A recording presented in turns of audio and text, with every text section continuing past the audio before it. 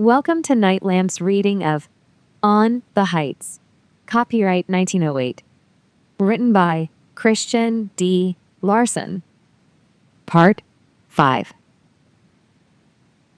When we live on the heights, we wait eternally upon the Lord, and they that wait upon the Lord shall renew their strength.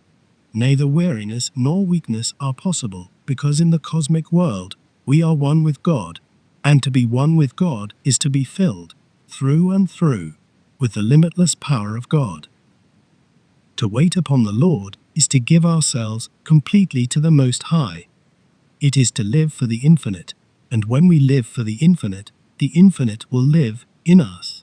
The power of the Almighty will be given as freely as we can possibly receive, and therefore our strength will ever be renewed. The limitations of the person will pass away, and whatever we may be called upon to do, we shall receive strength and power in abundance from above.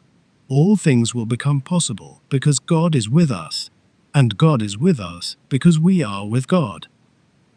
When we choose to go with God, then He will go with us, and we always choose to go with Him when we ascend to the heights. To live in the realms of the life sublime is to live as God lives, and to live as God lives is to be one with God. To live and move and have our being in Him, to feel that His presence is closer than breathing, nearer than hands and feet. To live on the heights is to enter into that divine relationship where we know that my Father and I are one. It is in this state that we behold the face of the infinite, where we awaken to the great truth that His countenance is beautiful, altogether lovely, the fairest of 10,000 to the soul. And we are created in His image and likeness, heirs to His kingdom, destined to live an eternity with Him, destined to manifest the same loveliness, the same perfection, the same divinity, the same supreme joy. Beautiful thought of sweetness and peace.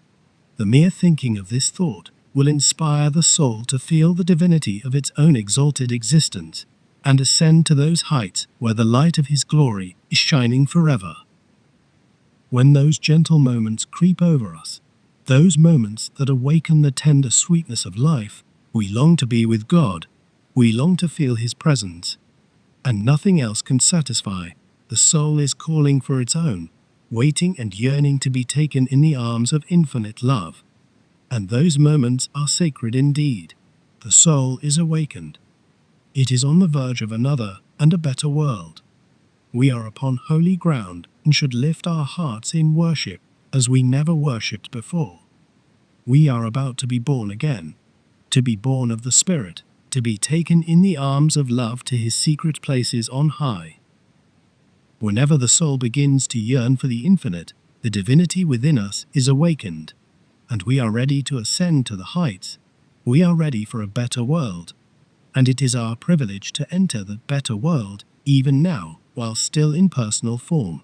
The joys of heaven are for the present, the endless present, and the soul that lives on the heights may inherit those joys today. The secret path that leads to the heights may be found in the stillness of the soul. To meet the infinite, we must enter the silent within, and when we enter into His presence, we are lifted at once to the heights. To be with Him is to be on the heights, and the beautiful within is the gates ajar to His kingdom. The sacred stillness of the beautiful within, no tongue can ever describe. It is one of those secret places of which we are not permitted to speak, because it is beyond the power of speech. To know the within, we must enter the within, and faith is the open door, the faith that is born of the Spirit, the faith we feel when we are touched by the Spirit. The true spiritual faith knows. It knows because it is animated by the Spirit, inspired by the Spirit, illumined by the Spirit. It knows the way, it knows the truth, it knows the life. Therefore, if we follow this faith, we shall find what we seek. We shall enter the beautiful within, and ascend to the glories of the spiritual heights.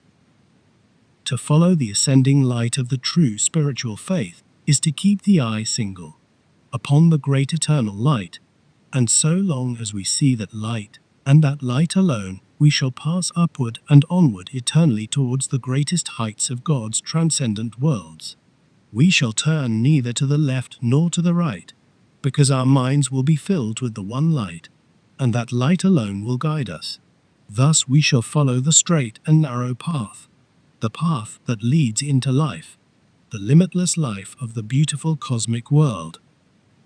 To enter into the realization of that life is to live from above, to have eternal being in the lofty realms of the spirit, to be safely fixed on high. And to be fixed on high is the secret of that unbounded spiritual strength that gives the ascended soul its great invincible power.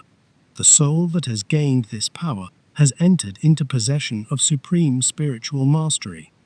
Such a soul may truthfully and eternally declare, "None of these things move me anymore. God is my strength and my power, and His will alone shall remain." This concludes On the Heights, Part 5.